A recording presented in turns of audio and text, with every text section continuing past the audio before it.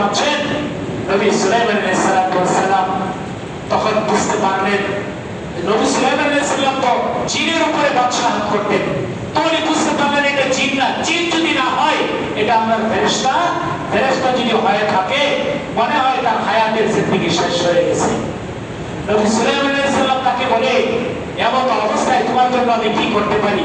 বলছে, আপনি আমাকে একটা কাজ করেন, একে দেখে আমার খুব ভয় লাগছে। আপনার বাতাস তো আপনার আজ্ঞাবহ, বড় একেবারে পৃথিবীর এক পাশে, ধরেন উদাহরণস্বরূপ বলছে আফ্রিকার জঙ্গলের ভিতরে এক দ্বীপের কাছে যেন আমাকে রেখে আসেন, যাতে আমি তার আক্রমণ থেকে বাঁচতে পারি। দেখে মনে হয় আমাকে আক্রমণ করবে। সবাই একটু ধ্যান করে শুনছে তো? নবী সুলাইমান বলছে, ঠিক আছে যা, বাতাসকে হুকুম করে দিলাম। বাতাস হুকুম করেছে, তো বাতাস তাকে যে সে দ্বীপে রেখে আসছে। আর অমনিতে যে ভয়ঙ্কর ভয়াবহ চেহারা ওইখানে দেখছিল তার সামনে হাজির হয়ে গেছে। সুবহানাল্লাহ। ওই ভয়াবহ চেহারা তাকে ডাকতে বলে, ভাই আমি বড় আশ্চর্য হয়েছিলাম, তোমার হায়াতের জিন্দেগি শেষ হয়ে গেছিল। তোমার পৃথিবীতে তোমার আমি খুঁজে বেড়াই, কোথাও পাই না। যেই জায়গার মধ্যে তোমার জান কবজ করার কথা, ওই জায়গার মধ্যে জীবনে তুমি কোনোদিন যাও নাই। কিন্তু তোমার জান কবজের সময় একেবারে কাছে গেছে। 10 থেকে 15 সেকেন্ড সময় বাকি আছে। পৃথিবীর কত মানুষের জান কবজ করলাম, তোমার মতো কঠিন হিসাবের মধ্যে আমি কোনোদিন পড়ি নাই। তোমার জান কবজ করতে হবে এত হাজার হাজার মাইল দূরে দ্বীপের মধ্যে, আর এই সময়ের মধ্যে তুমি বসে আছো আল্লাহর নবী হযরত সুলাইমানের দরবারে।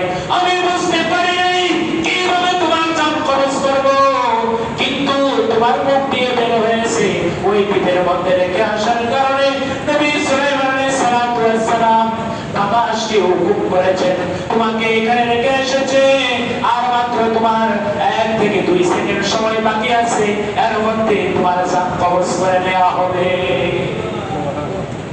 ওই লোকটা ওইখানে গেছে কি ভালো লাগে না বাসা লেগে গেছে বলে, কিন্তু আল্লাহ পাক রব্বুল আলামিন ওইখানে তার মরণ রেখে রেখেছে। কথায় আছে, যার যেখানে মরণ হবে পায়ে হেঁটে যায়। জীবনে কোনোদিন ওই কাজ আপনি করছেন না, ওই জায়গা গেছেন না, ওই জায়গা গিয়া লোকটা অ্যাক্সিডেন্ট করছে, সামনে কামড় দিচ্ছে। কেন গেছে গো? তবে ওইখানে তার মরণ আছে, ওইটা ফেরাতে পারবে না কেউ। পৃথিবীর অকল্পনীয় ঘটনা। আরে মানুষ আপনার একটু বৃষ্টি হয়েছে, হালকা একটু পানি আছে, অসুস্থ লোকটা ওইখানে গিয়ে স্ট্রোক করছে, উল্টা হয়েছে পড়ছে, ওই অল্প 1-2 ইঞ্চি পানির মধ্যে তার নাক মুখটা উপর হয়ে পড়ছে, পানি ফেলে পড়ছে। আরে মানে পানি ফেলে পড়ছে, ওইটা ওইখানে আল্লাহ তার মৃত্যু লেখে রাখছে। কি বলেন, এরকম ঘটনা হয় না? আমি অনেক শুনছি এরকম ঘটনা। 2-3 ইঞ্চি পানি ওইটার মধ্যে মুখটা গিয়ে পড়ছে, ওইখানে পড়ছে। যেখানে যাওয়ার মরণ হবে ওইখানে হাজির হতেই হবে। আল্লাহ পাক বলেন, কেউ মরতে চায় না। কবিতার ভাষায় বলেন, মরিতে না চাহি আমি সুন্দর